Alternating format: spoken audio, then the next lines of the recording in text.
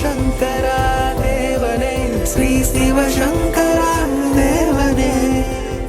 கும்பிட்டு உய்குவேங்கிறது ஒரு நிலை. நான் சாமியை கொண்டு உருப்பட போகிறேன் அப்படின்னு கும்பிட்டு உய்குவேன் நான். இன்னொருத்தன் கும்பகர்ணன் மாதிரி இதில் கம்பராமாயணத்தில் வர கேரக்டர். அவங்ககிட்ட எல்லாம் சொல்கிறாங்க ராமர் இப்போ இந்த மாதிரின்ட்டு. அவனுக்கும் புரியுது. அவன் போய் சொல்கிறான் ராவணங்கிட்ட, பழம் சாப்பிட வேண்டிய நேரத்தில் யாராவது காய் சாப்பிடுவாங்களாப்பா? கனி கொய்யும் காலத்து ஐயா காய் கொய்ய கருதலாமா அப்படின்னா. பழம் சாப்பிட வேண்டிய நேரத்தில் ராவணா நீ போய் இந்த மாதிரி காய் சாப்பிடணும்னு ஆசைப்படுறிய, சீதையை விட்டுன்றான். இருந்தாலே அவன் ஒத்துக்கலாங்கிறதுனால செஞ்சோற்று கடனுக்காக என்ன சொல்கிறான், விதி நின்றது பிடர் பிடித்து உந்தன் நின்றது அப்படிங்கிறான். ஸோ அவனுடைய கேரக்டர் என்ன, கும்பிட்டு உயிலேன்னு. நான் கும்பிட்டா உருப்பட முடியும்னு தெரியும், ஆனால் வழிமுறைகள் எனக்கு இல்லைங்கிறது. இன்னொரு நிலை கூடும் அன்பினில் கும்பிடலை அன்றி வீடும் வேண்டா விருப்பினர் ஆயினார்னு அர்த்தம். இப்போ கடவுளை கும்பிடணும், சந்தோஷமாக இருக்கணும், அவ்வளோதான். மோட்சம் கிட்சம் இதை பற்றியெல்லாம் எனக்கு ஒன்றும் கவலை கிடையாது. ஐ எம் ஹாப்பி த வே. கடவுள் அவரிடத்தில் எனக்கு இருக்கக்கூடிய இந்த அணுக்கத்தன்மை, இதனால் நான் சந்தோஷமாக இருக்கேன் அப்படின்றது ஒரு நிலை. அதனால் பக்தி என்பது ஒரு கடவுளிடத்தில் இருக்கக்கூடிய அன்பினுடைய ஒரு பேர். அது அவ்வளோதான். பக்தின்னா வேறு ஒன்றும் இல்லை, அன்பு தான். அதுவும் கடவுள்கிட்ட வைக்க போகிறது அன்புன்னு பேர். இப்போ பக்தியால் நான் உன்னை பலகாலம் அப்படின்னா, பக்தியால் நான் உன்னை எத்தனையோ காலங்களாக எத்தனையோ வழிகளில் நான் உன்னை தொடர்ந்து கும்பிட்டுருக்கேன் அப்படின்னு கோபாலகிருஷ்ண பாரதியார் சொல்லுவார். பக்தி பண்ணி கொண்டிருந்தால் முக்தியை பெறலாமே. இப்போ எல்லோரும் முக்தின்றது என்ன, liberating the soul from the jail of the body. அதனால் அவர் என்ன சொல்கிறார், பக்தி பண்ணிக்கிட்டே இரு, முக்தி தானாக வரும் அப்படிங்கிறார். பக்தி பண்ணி கொண்டிருந்தால் முக்தியை பெறலாமேங்கிற மாதிரி. அதனால் நமக்கு அதுக்கான வாய்ப்புகளை கடவுள் நிறையவே கொடுத்துருக்காரு. நமக்கு காலநிலை எந்த பக்கம் திரும்பினாலையும் சாமி தான் இருக்கும். ஸோ நீ கும்பிட்டாலையும் கும்பிடனாலையும் it will definitely have an impact upon your thinking, personality and other things. நிறைய இருக்கிறதுனாலேயே இப்போ ஒரு பொருள் கிடைக்கலன்னா அதுக்காக எல்லோரும் கொஞ்சம் கிடைக்குமா இல்லையான்ட்டு பண்ணுவாங்க. டெஃபினட்டாக கிடைக்குங்கிறதுனால அது மேலே நமக்கு ஒரு ஈர்ப்பு வர்றதில்லை. அதனால் இவ்வளோ அழகான ஒரு துர்க கோயில் நம்ம கட்டியிருக்கோம். உயரத்தில் இருக்கிற மாதிரி ஒரு தெய்வம் 18 கையோடு இருக்குது இல்லையா, எல்லாம் சூப்பராக தான் பண்ணி வச்சுருக்கோம். இதெல்லாம் பாரு, 12 ஜோடி சயின்ஸ் இந்த இடத்துல இருக்குது. சிங்கம் இவ்வளோ அழகாக இந்த இடத்துல வச்சுருக்கோம். அங்கே யாகசாலை ரொம்ப நல்லாவே வச்சுருக்கோம், டெய்லி யாகம் நடக்குது. இது கலை நிகழ்ச்சிகள்லாம் நடத்துகிற போது இடம் பத்தலைன்னா ஜனங்க காட்டுங்கிறதுக்காக நாம் பண்ணி வச்சுருக்கோம். இதெல்லாம் உங்களுக்காக தான் கோயில். கடவுளுக்கு எது கோயில்? அவர் தான் உலகம் பூரா இருக்கார். அவருக்கு அவரை பற்றி அவருக்கு. அதே மாதிரி இப்போ எங்களை மாதிரி ஒரு ஞான நிலை அடைஞ்சவங்களுக்கு அகம்பிரம்மாஸ்மி நமக்குள்ளேயே கடவுள் இருக்காருன்னு தெரிஞ்சு போச்சு. அதனால் எனக்கு விக்கிரக ஆராதனையில் பெரிய இன்வால்மெண்ட் இல்லை. ஆனாலும் ஜனங்களுக்கு இதெல்லாம் புரியணுங்கிறதுக்காக தான் இதெல்லாம் நம்ம கட்டி வச்சுருவோம். இது எல்லாமே உங்களுக்காக தான். அதனால் மக்களுக்கு நமக்கு மீறிய ஒரு சக்தி இருக்குது, தெய்வம் நமக்கு துணை, ஒரு தீங்கு வர மாட்டாது அப்படின்னு தெரியணும். அப்போது அந்த தெய்வம் ஒரு விக்கிரக வடிவில் இருக்கிற போது நமக்கு கொஞ்சம் புரியுது. புரியாத தெய்வத்தை நினச்சி பார்க்கறது கஷ்டம். விக்கிரகத்தில் பார்க்குற போது அழகாக தெரியுது இல்லையா, நம்மளை மாதிரியே கண்ணு கை வாய் மூக்கெல்லாம் வச்சுக்கிட்டு ஜாலியாக தானே இருக்குது. அதுவும் இவ்வளோ பெரிய விக்கிரகம்லாம் வைக்கிற போது கட்டாயம் எல்லாருக்கும் தெரியும். இந்த விக்கிரகம் இங்கே வந்ததுக்கு எனக்கே இன்ஸ்பிரேஷன் சேலம் ஸ்கந்தாசிரமம். ஸ்கந்தாசிரமத்தில் ஒரு பெரிய மகான் இருந்தார், சாந்தானந்த சுவாமிகள் சொல்லி. அவர் எந்த கோயில் கட்டினாலும் ஹியூஜாக தான் கட்டுவார். மிகப்பெரிய ஹைட்டில் 18 கை துர்கை, அதுக்கு நேராக முருகன். அந்த முருகனை செவ்வாய்ங்கிறதுனால செவ்வாயை தவிர்த்து மீதி 8 கிரகங்கள் முருகனை சுற்றி இருக்கிற மாதிரி முருகன் சன்னதியை சுற்றி 8 இது இருக்கும். இப்படி நீங்கள் வந்தீங்கன்னா அங்கே பஞ்சமுக ஆஞ்சநேயர், தத்தாத்திரேய பகவான், அதை ஒட்டிக்கிட்டு பஞ்சமுக கணபதி, இதெல்லாம் இருக்கும். ஹியூஜாக இருக்கும் அந்த இடத்துல. அண்டு யாரை பூஜை பண்ணாங்கன்ற மாதிரி. இப்போ பஞ்சமுக ஆஞ்சநேயர் இருக்காருன்னா அங்கே நாரதர் ராகவேந்தர் வச்சுருப்பார். அண்டு அத்திரி மகரிஷி சத்ய அனுசூயா அவங்கள வச்சுருப்பார் இங்கே தத்தாத்திரேயர்கிட்ட. இங்கே அப்பர் சுந்தரம், மாணிக்க வாசகர், திருஞான சம்பந்தர் இவங்களெல்லாம் இந்த இடத்துல வச்சுருப்பார் பிள்ளையார்கிட்ட. அது மாதிரி ஜனங்களுக்கு இதெல்லாம் புரியணுங்கிறதுக்காக அவர் ரொம்ப நல்ல முறையில் பல ஸ்தாபனங்களை செய்தார். ஸோ அது ஒரு இம்ப்ரெசிவான ப்ளேஸ், நல்லாயிருக்கும். சேலத்தில் உடையார்பட்டின்னு ஒரு இடம் இருக்குது. சேலம் போகிறதுக்கு முன்னாடியே 4 மைலுக்கு முன்னாடி ஒரு இதில் நடந்து போனீங்கன்னா அங்கே இருக்குது சன்னியாசி கொரடுன்னு ஒரு இடம். அது அவர் பல நாள் தேடிட்டு இருந்தார். அவர் கனவுல வந்த இடம் எதுன்னு. அப்போது அந்த இடம் கிடச்சிது. இதுதான் என் கனவுல வந்திருந்த இடம். அதுக்கு முற்பிறவியில் அவருக்கு காரணங்கள் இருந்திருக்கலாம். இது நீங்கள் போகிற போது ஒரு அருவி கொட்டின்னு இருக்கும். அங்கே சப்த மாதாக்களுக்கு 7 சிலை இருக்கும். தாண்டிட்டு மேலே போனால் இந்த கோயிலெல்லாம் அவர் கட்டினார். ஸோ ரொம்ப பிரம்மாண்டமாக கட்டியிருப்பார் எல்லா கோயிலையும். இதே மாதிரி ஒன்று புதுக்கோட்டையில் இருக்கும். புதுக்கோட்டை இதே மாதிரி துர்கை, பஞ்சமுக ஆஞ்சநேயர் எல்லாத்தையும் வச்சு அங்கே ஒரு கோயில் அவருடைய குருவோடைய அதிஷ்டானம் பண்ணுறதுனால அங்கே வச்சுருப்பார். இன்னொரு இடம் சேந்தமங்கலம்னு சொல்லி அங்கே ஒன்று இதே மாதிரி அமைச்சிருப்பார். இங்கே தாம்பரம் பக்கம் எங்கேயோ சேலையூரில் அங்கேயும் இதே மாதிரி பெரிய பெரிய விக்கிரங்களெல்லாம் அமைச்சிருக்காரு.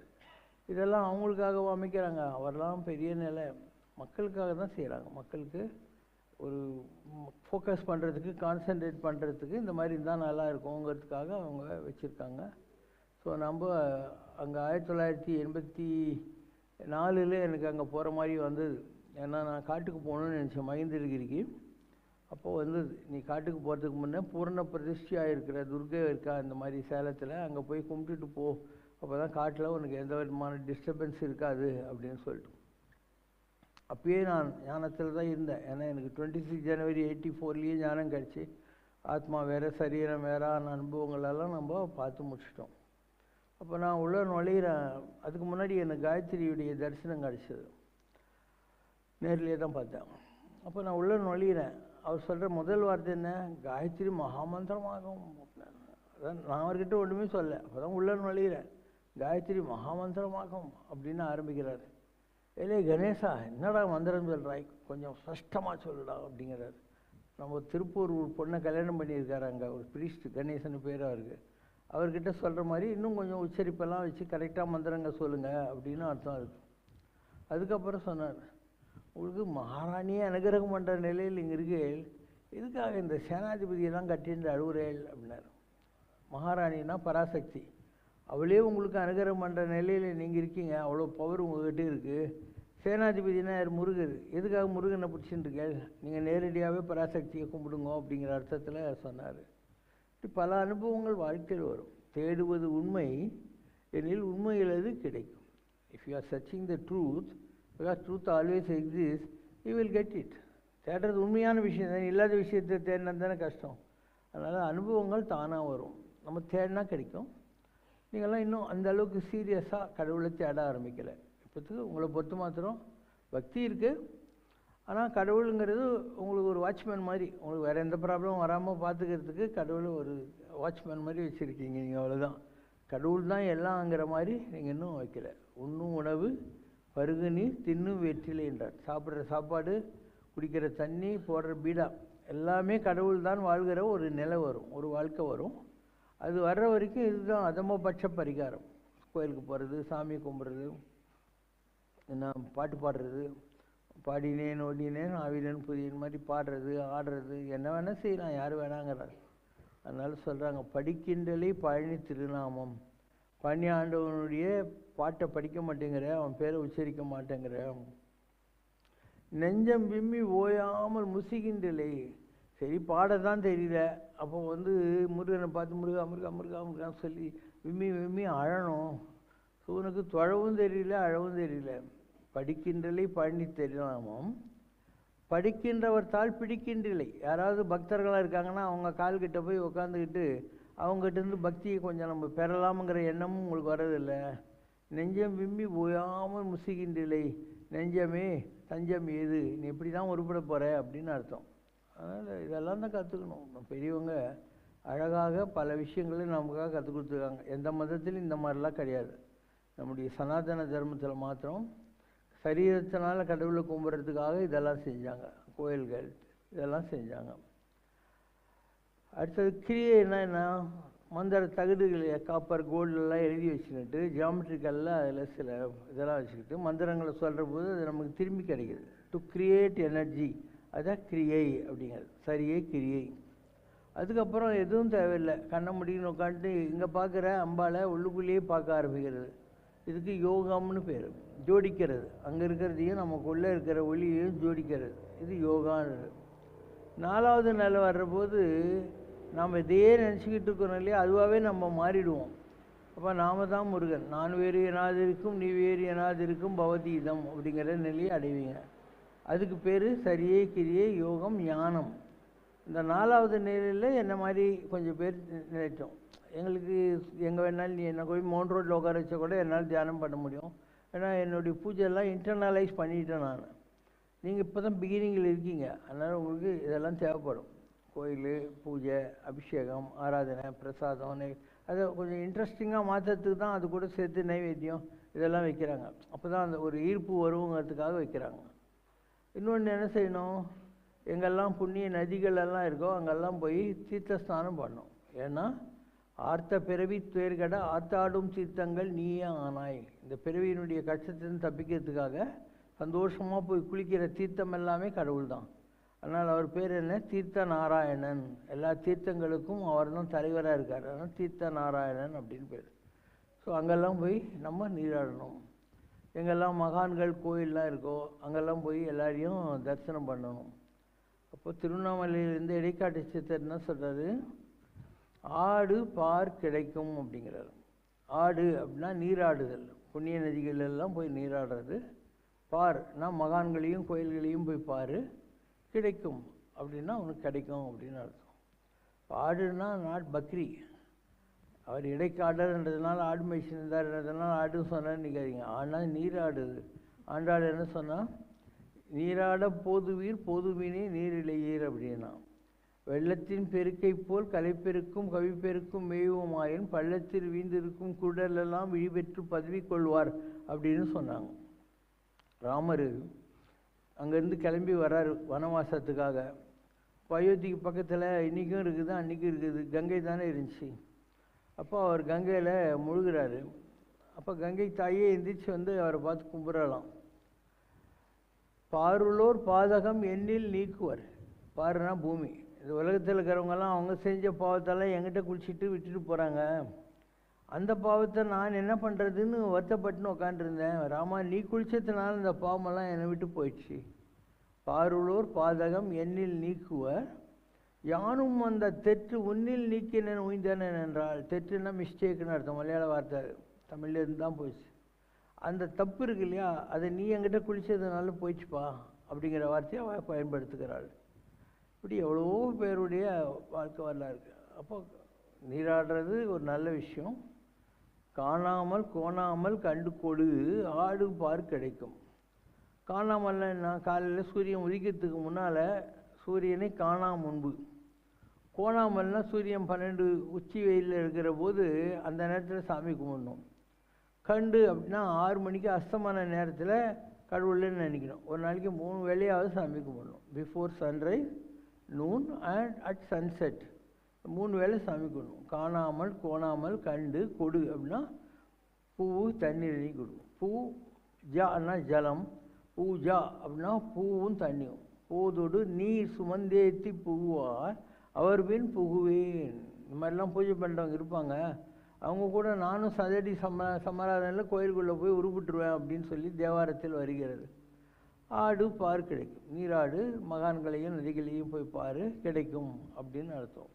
அதனால் நம்ம பெரியவங்க ரொம்ப ஈஸியாக நமக்கு எல்லா வழிகளையும் கற்றுக் கொடுத்துருக்கிறார்கள். இப்போ எங்கேயோ ஒரு இடத்துல நம்ம ஒரு கோயிலை பார்க்குறோம், அந்த கோயிலை கட்டணும்னு எண்ணம் வருது. எண்ணம் வந்தாவே எல்லாம் நிறைவேறும். உள்ளுவதி எல்லாம் உயர்வுள்ளது அப்படிங்கிறார். நல்ல பெருசாக நினை, அது நடந்தே தீரும். வெள்ளத்தனையது மலர் நீட்டம் மாந்தர்தம் உள்ளத்தனையது உயர்வு. தண்ணி எவ்வளோ ஆழமோ அவ்வளோ தாமரையோட தண்டு போகும். அது மாதிரி எவ்வளோ உயர்ந்த விஷயங்களை நினைக்கிறியோ அவ்வளோ உயர்ந்த விஷயங்களை உன்னால் சாதிக்க முடியாது. கட்டாயம் சாதிக்க முடியும். மாந்தர்தம் உள்ளத்து அணையது உயர்வு. நீங்கள் எவ்வளோ நினைக்கிறியோ அவ்வளோ பெரிய விஷயங்களை நீ சாதிக்க முடியும் அப்படின்னு நம்ம அங்கே பார்க்குறோம்.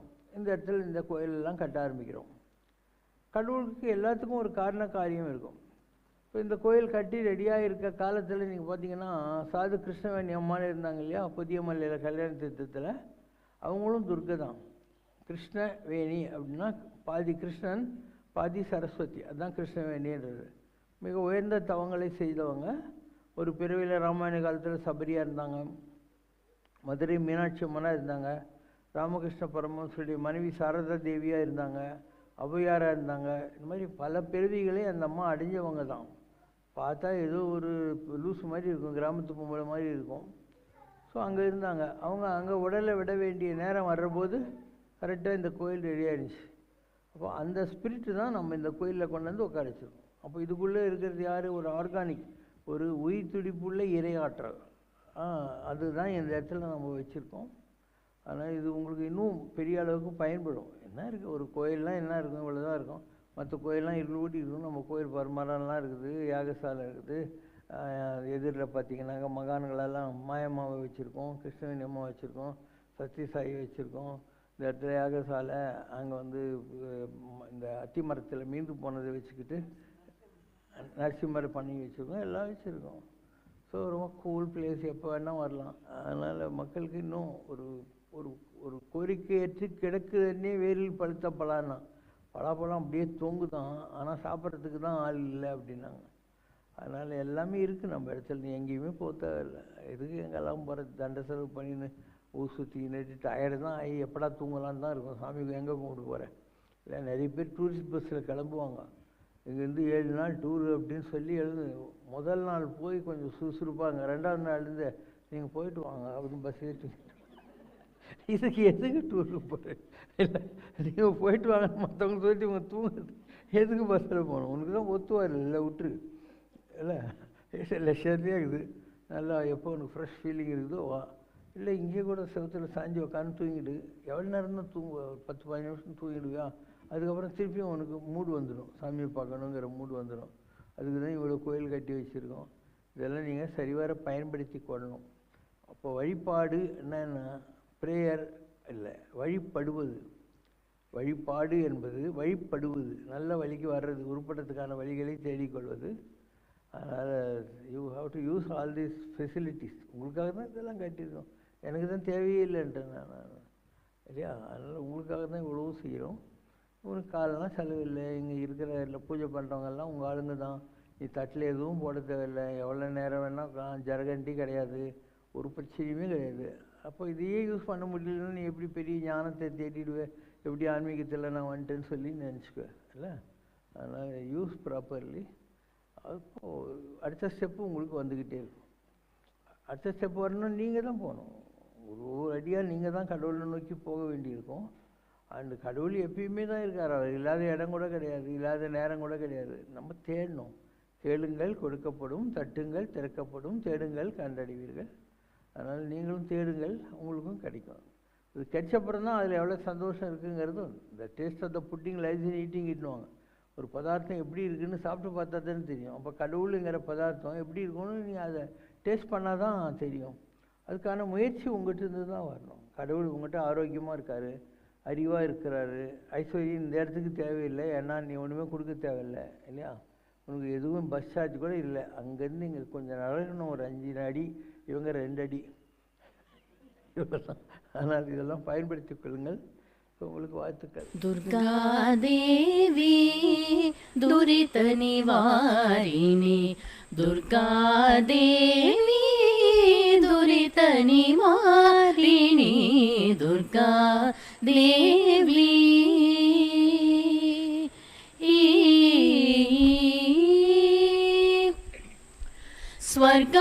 स्वर्गापवर्ग सौख्यदायिनी, स्वर्गापवर्ग सौख्यदायिनी, सुरेशपालिनी सुगुणशालिनी, सुरेशपालिनी सुगुणशालिनी, दुर्गा देवी दुरित निवारिणी, दुर्गा देवी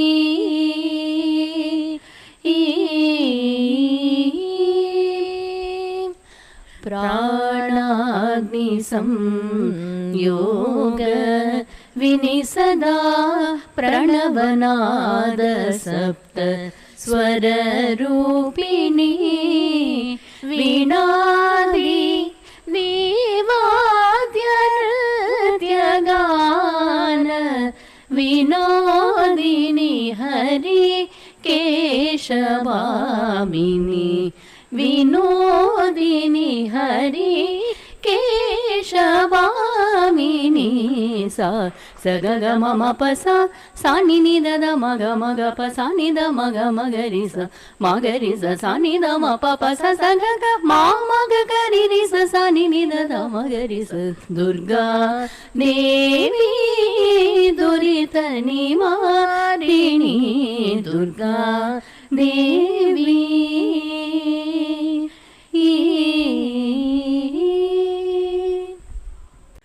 नमो नमो दुर्गे नमो नमो दुर्गे नमो नमो दुर्गे नमो नमो दुर्गे नमो नमो दुर्गे सुख करनी नमो नमो अम्बे दुख हरनी निराकार है ज्योति तुम्हारी तिहु लोक फैली उजियारी शशि ललाट मुख महाविशाला नेत्र लाल ब्रुकुटी विकराला रूप मात को अधिक सुहावे दर्श करत जन अति सुख पावे नमो नमो दुर्गे नमो नमो दुर्गे नमो नमो दुर्गे नमो नमो दुर्गे तुम संसार शक्ति लकीना पालन है तू अन्न धन दीना अन्नपूर्णा हुई जगपाला तुम ही आदि सुंदरी बाला प्रलय काल सब नाशन हारे तुम गौरी शिव शंकर प्यारे शिव योगी तुम्हारे गुण गावे ब्रह्मा विष्णु तुम्हें नित ध्यावे नमो नमो दुर्गे नमो नमो दुर्गे नमो नमो दुर्गे नमो नमो दुर्गे रूप सरस्वती को तुम धारा दे सुबुद्धि ऋषि मुनि न उभारा धरा रूप नरसिंह को अम्बा प्रकट भई फाड़ कर खम्बा रक्षा कर प्रहलाद बचायो हिरण्याक्ष को स्वर्ग पठायो लक्ष्मी रूप धरो जग माही श्री नारायण अंग समाही नमो नमो दुर्गे नमो नमो दुर्गे नमो नमो दुर्गे नमो नमो दुर्गे क्षीर सिंधु में करत विलासा दया सिंधु दीजे मन आसा हिंगलाज में तुम्ही भवानी महिमा मित न जात बखानी मातंगी धूमावती माता भुवनेश्वरी बगला सुखदाता श्री भैरव तारा जगतारिणी छिन्न भाल भव दुख निवारिणी नमो नमो दुर्गे नमो नमो दुर्गे नमो नमो दुर्गे नमो नमो दुर्गे के हरिवाहन सोह भवानी लांगुर वीर चलत अगुवानी कर में खप्पर खड़ग विराजे जाको देख काल डर भागे सोहे अस्त्र और त्रिशूला जाते उठत शत्रु ही अशूला नगर कोट में तुम्ही विराजत तिहु लोक में डंका बाजत नमो नमो दुर्गे नमो नमो दुर्गे नमो नमो दुर्गे नमो नमो दुर्गे शुंभ निशुंभ दानव तुम मारे रक्ता बीज शंखन संहारे महिषासुर नृपु अति अभिमानी जेहि अगभार मही अकुलानी रूप कराल कालिका धारा सेन सहित तुम तिहि संहारा परी गाढ़ संतन पर जब जब भई सहाय मात तुम तब तब नमो नमो दुर्गे नमो नमो दुर्गे नमो नमो दुर्गे नमो नमो दुर्गे अमरपुरी अरुबा सब लोका तब महिमा सब रहे अशोका ज्वाला में है ज्योति तुम्हारी तुम्हें सदा पूजे नर नारी प्रेम भक्ति से शो यश गावे दुख दरिद्र निकट नहीं आवे ध्यावे तुम्हें जो नर मन लाए जन्म मरण ताको छुटी जाई नमो नमो दुर्गे नमो नमो दुर्गे नमो नमो दुर्गे नमो नमो दुर्गे जोगी सुर मुनि कहत पुकारे योग न हो बिन शक्ति तुम्हारी शंकर आचारज तप कीनो काम क्रोध जीती सब लीनो निशि दिन ध्यान धरो शंकर को काहु काल नहीं सुमिरो तुमको शक्ति रूप का मर्म न पायो शक्ति गई तब मन पछतायो नमो नमो दुर्गे नमो नमो दुर्गे नमो नमो दुर्गे नमो नमो दुर्गे शरणागत हुई कीर्ति बखानी, जय जय जय जगदम्बे भवानी। भई प्रसन्न आदि जगदम्बा, दई शक्ति नहीं कीन विलंबा। मुको मात कष्ट अति घेरो, तुम बिन कौन हरै दुख मेरो। आशा तृष्णा निपट सतावे, मोह मदाधिक सब बिनशावे। नमो नमो दुर्गे, नमो नमो दुर्गे, नमो नमो दुर्गे, नमो नमो दुर्गे। शत्रुनाश की जय महारानी, सुमिरो एक चित तुम्हें भवानी। करो कृपा हे मातु दयाला, रिद्धि सिद्धि दे करहु निहाला। जब लगी जियो दया फल पाओ, तुमरो यश में सदा सुनाओ। दुर्गा चालीसा जो नित गावे, सब सुख भोग परम पद पावे। नमो नमो दुर्गे, नमो नमो दुर्गे, नमो नमो दुर्गे, नमो नमो दुर्गे।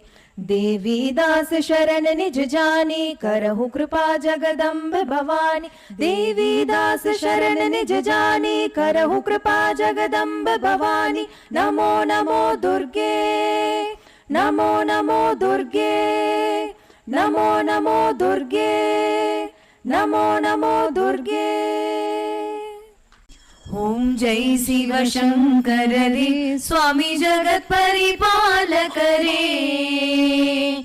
आदि शंकर अवतारा, अनाथ रक्षक रे। ओम जय शिव शंकर रे। அன்னையும் தந்தையும் நீரென்றறிந்தும் அன்பில் நனைகின்றோம் சுவாமி, அன்பில் நனைகின்றோம். ஆசானும் இறையாகிய தேவா, நின்னடி பணிகின்றோம். ஓம் ஜெய சிவசங்கரரே. கைலையை பன்முறை வலம் வந்தாய், ஓ கருணாகர கீர்த்தி. சுவாமி கருணாகர கீர்த்தி. மயிலையில் நின்று வரம் தருகின்றாய், மங்களகர மூர்த்தி. ஓம் ஜெய சிவசங்கரரே. ஆனந்த சாகரம் தனிலம்மையாழ்த்தும் அற்புத அருள் ஜோதி. சுவாமி அற்புத அருள் ஜோதி. ஆரத்தி செய்து பாடி மகிழ்ந்தோம் அருள்வாய் பரஞ்சோதி. ஓம் ஜெய சிவசங்கரரே.